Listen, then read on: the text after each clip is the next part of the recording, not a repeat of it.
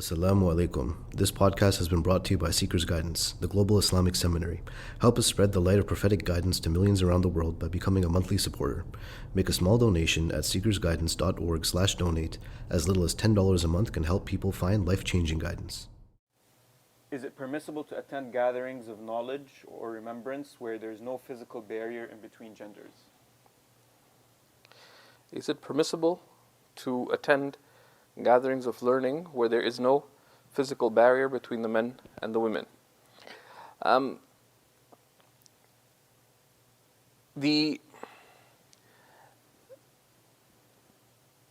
There are two types of rulings in the Sharia. There are some rulings that are intrinsically obligatory or intrinsically prohibited.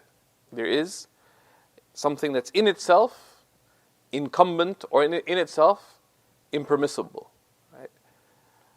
So with respect to gender relations, for example, there's some things that are in of themselves not permissible, such as for an unrelated man and an unrelated woman to be alone in a room or similar with no third party present or nearby.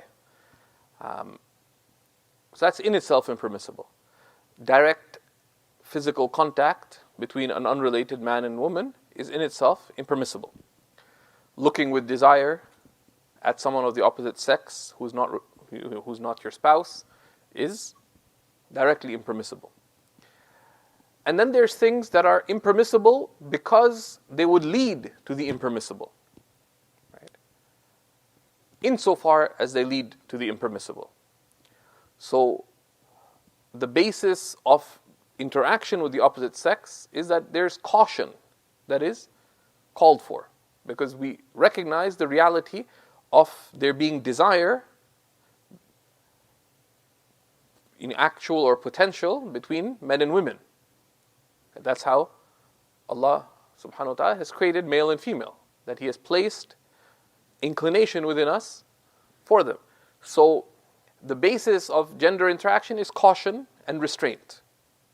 Not because it is haram to interact with the opposite sex, but to be cautious about it.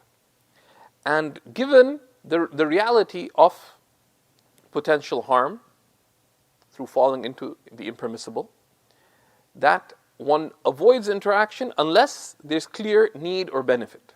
Unless there's need or benefit, such as learning, such as